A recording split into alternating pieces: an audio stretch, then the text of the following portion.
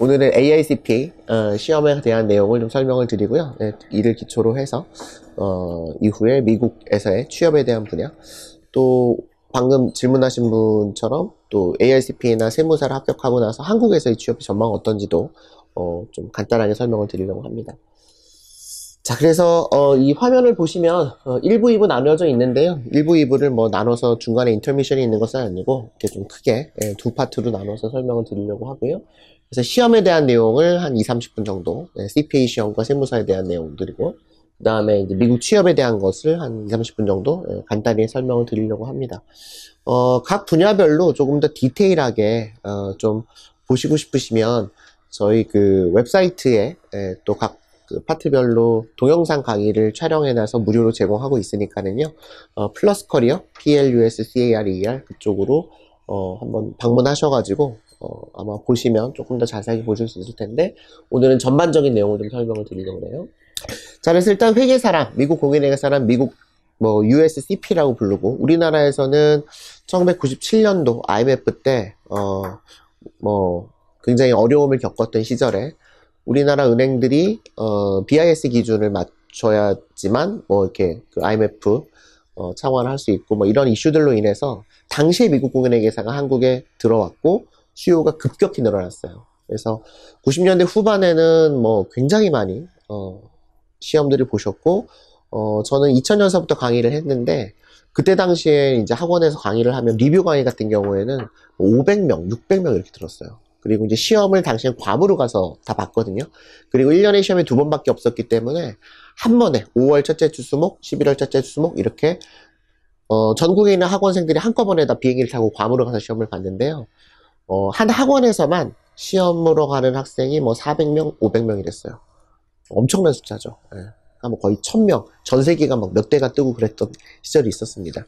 그만큼 이제 굉장히 각광받던 자격증이고, 지금 20년이 넘었지만 여전히 많은 분들이 도전하고 계시는 자격증인데, 일장일단이 있죠. 그래서 당시에는 이제 미국 공인회계사가 굉장히 생소했었고 아주 어려운 시험이라고 생각을 했고, 또 영어로 보는 시험이다 보니까 미국 공인회계사를 합격하면은 누구나 다 영어를 잘할 거라고 생각을 하셨던 것 같아요. 근데 이제 실제로 많은 회계법인이나 외투법인이나 이런 데서 뽑아보니까 생각보다 영어를 못하네.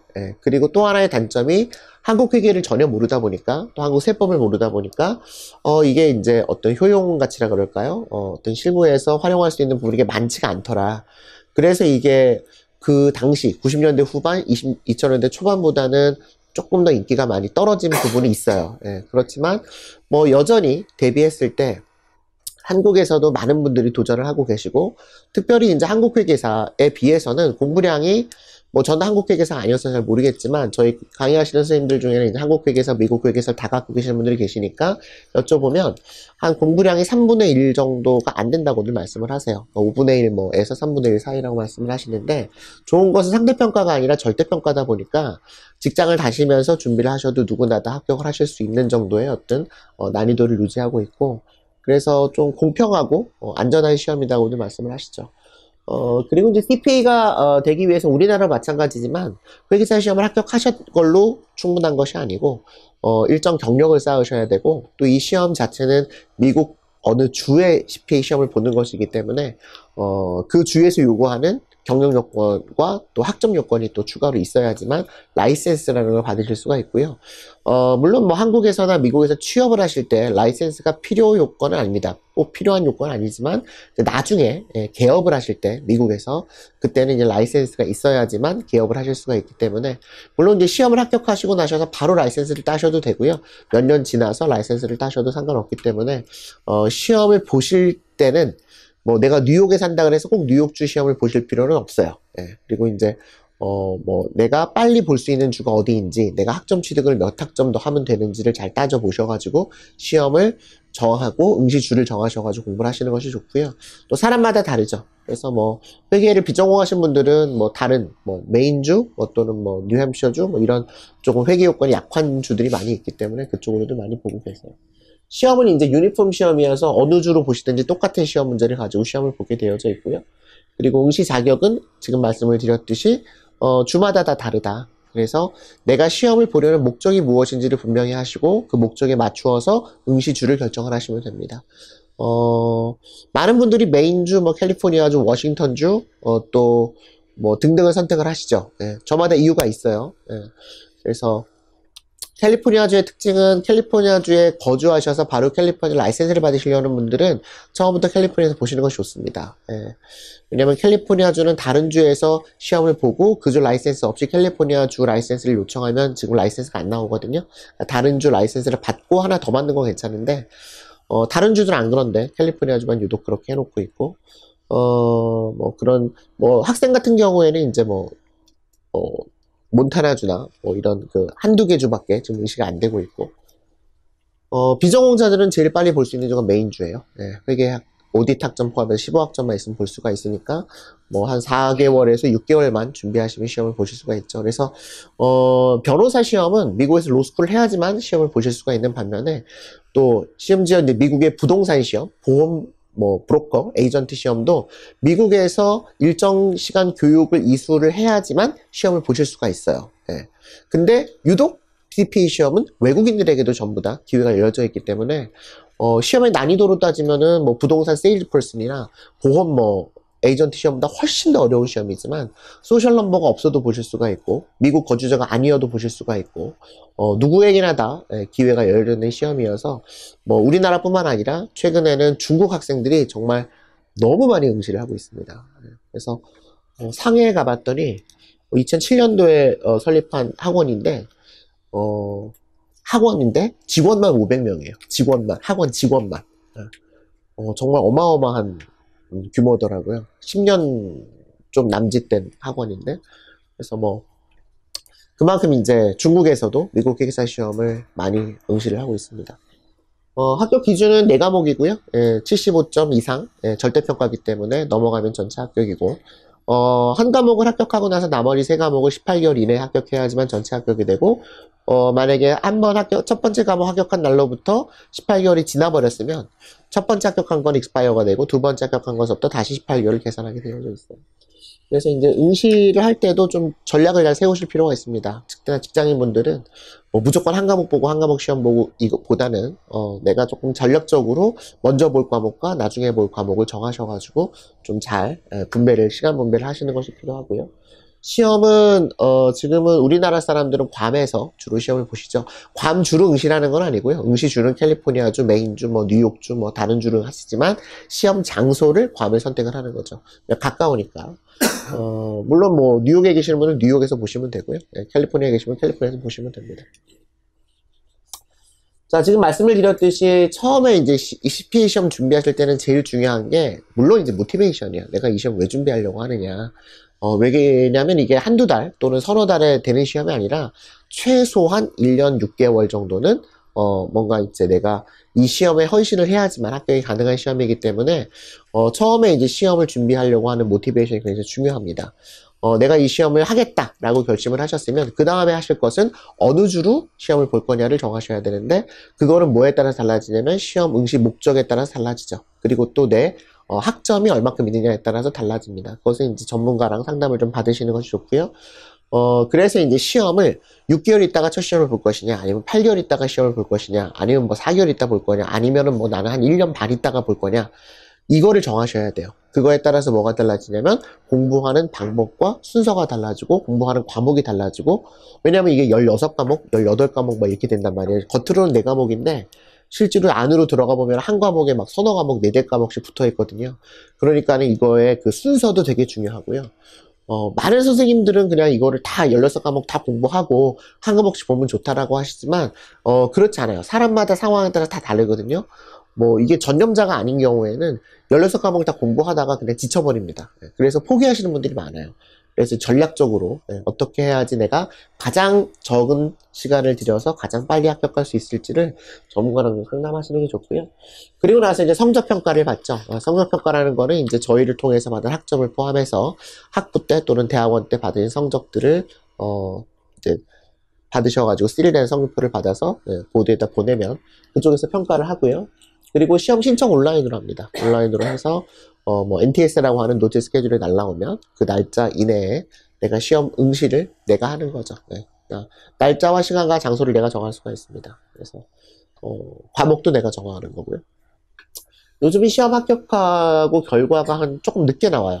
한 2개월 있다가. 보통은 2, 3주면 나오는데, 요즘은 조금 늦게 나오는 것 같아요. 뭐, 그때그때마다 다르기 때문에, 빠르면 2주, 느리면 뭐 한 2개월 있다가도 시험 결과가 나오기도 합니다.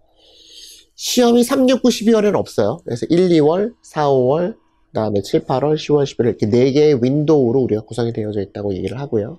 그래서 1, 2월에 한 과목을 한 번씩 볼 수가 있습니다. 한 윈도우에. 예를 들어서 A라는 과목을 1월에 봤는데 떨어졌단 말이에요. 그거를 2월에 또 볼 수는 없어요. 네, 그 다음 윈도우로 넘어가서 볼 수가 있습니다. 다만 한 윈도우에 A, B, C, D를 4과목을 다 한 번씩 볼 수는 있습니다. 그래서 뭐 과목으로 가는 거기 때문에 한 과목씩 보시는 길은 좀 어렵고요. 다만 미국에 계시는 분들은 한 과목씩 보십니다. 왜냐면 내가 오늘 아침에 일하고 저녁에 가서 시험 보시거든요. 그렇기 때문에 물론 이제 그날 하루는 오프를 하죠. 근데 이제 보통 미국에 계시는 분들은 한 과목씩 보시고요. 한국에 계시는 분들은 괌으로 가서 보기 때문에 비행기과 호텔비를 아까워해서 한 2과목이나 3과목 정도 준비해서 보시는 것이 일반적인데, 좀 경제적으로 여유가 많다. 그리고 내가 괌을 좀 즐기겠다. 서핑을 좋아한다. 그런 분들은 뭐 한 과목씩 가서 보시는 분들도 있으세요. 네. 별로 결과가 좋진 않습니다. 한 과목씩 보시면 결과가 좋진 않아요. 그리고 괌은 한 번이나 2번 가면 충분합니다. 제가 여러 번 갔거든요. 왜냐면 옛날에는 2004년도까지는 페이퍼로 왔어요, 시험을. 그래서 한 학원에서 학생들을 400명, 500명을 보내니까는요, 여행사에서 이게 엄청 큰 비즈니스인 거예요. 300명을 한꺼번에 태워서 4박 5일을 하니까는요. 그래서 이제 선생님들이 따라가가지고요, 큰 컨퍼런스맨들 모아놓고서 마지막 끝내기 강의를 해줬어요. 분위기 살벌합니다. 네. 그리고 진짜 눈빛이 다 살아있어요. 그리고 이제 학생들이 시험 보러 버스를 타고 다 호텔에서 5명 내리고 10명 내리고 메리어트에서 20명 내리고 힐튼에서 20명 내리고 이렇게 이제 흩어져서 보거든요. 학생들이 시험 보러 갈 때 저희는 뭐 해요? 이제 뭐 패러세일링을 하던지 뭐 이런 거 하죠.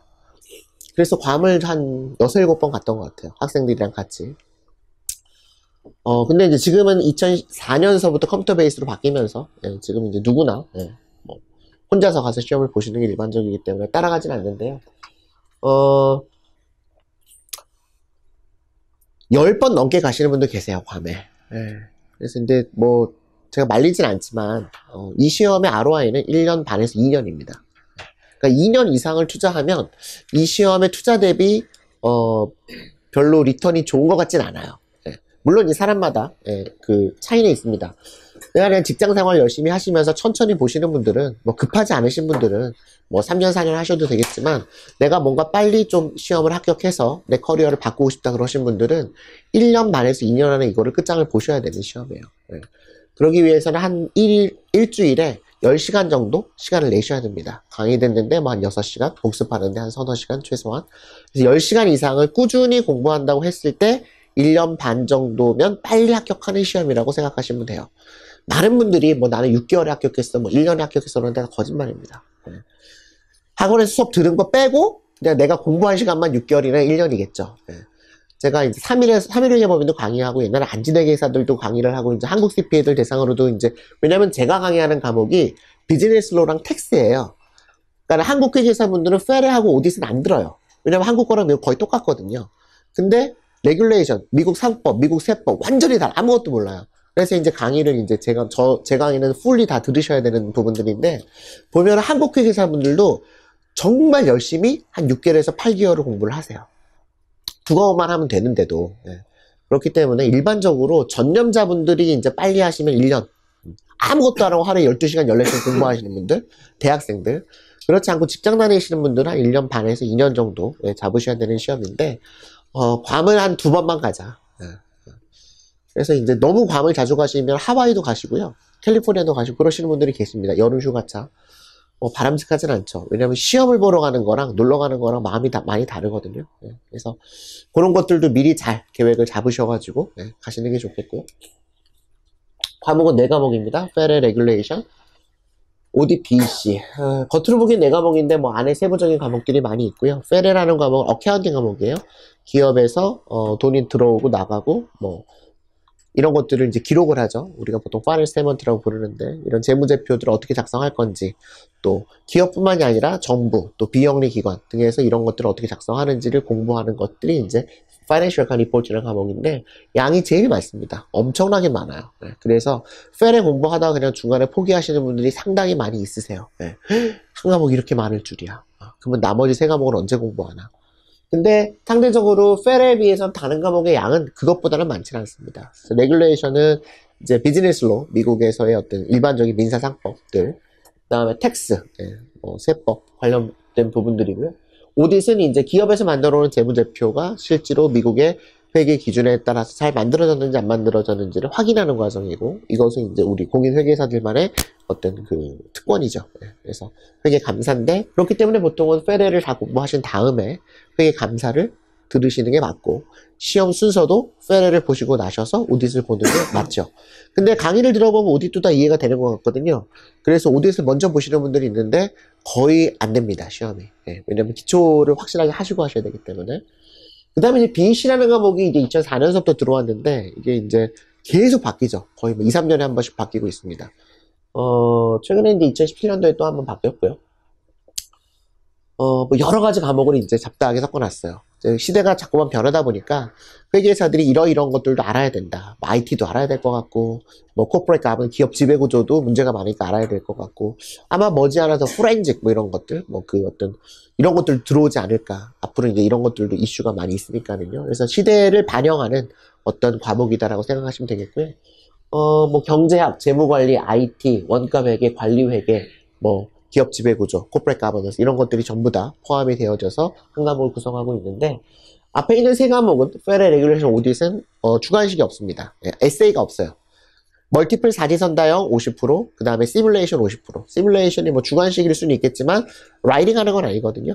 종합 문제적인 성격으로 나오는 것들인데, BEC는 에세이가 있습니다. 15점. 그래서 라이팅을 해야 되는데 뭐 어렵지는 않고요, 그렇게. 그리고 이제 강의 때 어떻게 쓰라고도 알려드리니까 그대로 그냥 외우셔서 쓰시면 되는 부분들이 많이 있죠.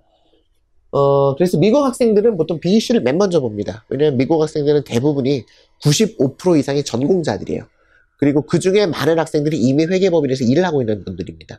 미국은 먼저 회계법인에 입사를 하고 나중에 CPA 시험을 보는 게 일반적이거든요. 그래서 BEC를 이제 학교에서 배웠던 것들이니까 BEC를 먼저 보고 합격률도 BEC가 가장 높은 편이에요. 근데 이제 우리는 BEC를 맨 나중에 보는 게 일반적이죠. 가장 어려워하는 과목 중에 하나이고. 그래서 뭐 페레, 오딧, 레귤레이션, BEC 순으로 보시는 분도 계시고, 레귤레이션 먼저 보고 페레, 오딧, BEC 보시는 분들도 계시고, 뭐 사람마다 좀 다르긴 한데 어쨌든 과목의 그 선택을 잘 하시고 순서도 잘 정하시는 것이 필요하다. 75점 이상이면 합격이시고, 75%를 맞았다고 75점은 아니고요. 그게 이제 레인지가 있습니다. 그래서 그 윈도우에 본 학생들의 어떤 점수를 에버리지를 내가지고 너무 점수가 낮으면 커브업을 해주고, 그 다음에 너무 높으면 조금 내리고 해서 합격선이 이제 75점이기 때문에 실제로 대부분 시험을 보면은 내가 생각했던 것보다는 점수가 많이 나온다 이렇게 생각들을 하세요. 말씀들을 하세요. 뭐 사람마다 다릅니다. 분명히 합격했을 거라고 하는데 50점 나오시는 분도 있습니다. 이제 그거는 공부가 잘못된 거예요. 그런 분들은 다시 상담을 하셔야 됩니다. 자, 이렇게 해서 이제 지금 멀티플 2개, 그 다음에 테스트, 시뮬레이션 3개, 중간에 한 번 쉽니다. 그래서 5개의 테스트 레스로 구성이 되어져 있고요. 시간 분배도 좀 잘 하실 필요가 있고, 그것도 이제 연습을 좀 하셔야 되고요. 객관식은 이제 과목마다 조금 다른데, 뭐 62문제서부터 많은 거는 76문제까지. 사진선다니까 뭐 우리는 강한 민족이잖아요. 사진선다는 강한 민족이고, 모르면 찍을 수가 있기 때문에 뭐 그렇게 뭐 스트레스가 덜한 과목인데, 이제 시뮬레이션이 이제 조금 이슈가 있죠. 시뮬레이션이 이제 작게는 4문제, 크게는 8문제, 50점이고, 4문제 나오는 거는 35점이고, 그 다음에 BEC는 아까 말씀드린 리튼이 나옵니다. 5점짜리 3문제가 나오는데, 잘 준비하셔야 되는 것들이고요. 최근에 좀 특이한 점은 이런 부분들이나 Analysis and Evaluation이라고 해서 2017년서부터 실무에 굉장히 가깝게 시험이 바뀌고 있습니다.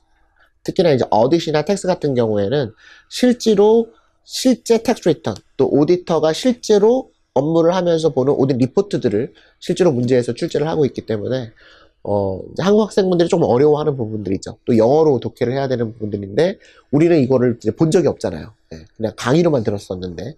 그래서 이제 실무에 굉장히 가깝게 시험이, 점점 바뀌고 있고, 우리 시험의 장점, ARSPH의 장점이라고 한다면, 대부분의 시험이 실무와 이 시험이 좀 따로 놀잖아요. 예. 근데 우리 시험은 그렇지 않습니다. 오늘 배운 게 그대로 실무에서 적용이 되는 것들이 대부분이에요. 그래서, 시험 공부를 많이 하시면, 그 부분들이 실무에 많이 적용이 되기 때문에 도움을 많이 받을 수가 있습니다. 그래서 공부 따로, 실무 따로가 아니다. 그리고 점점 더 CPA 시험은 실무를 강화하고 있는 편이죠. CPA가 우리 생각에는 4대 법인 가서 회계 감사하고, 공인회계사는 감사 업무를 주로 한다고 생각하시는데요. 실제로 미국에서 CPA 시험을 합격하신 분들의 절반 이상은 일반 사기업으로 들어갑니다. 이제 우리가 프라이빗이라고 부르죠.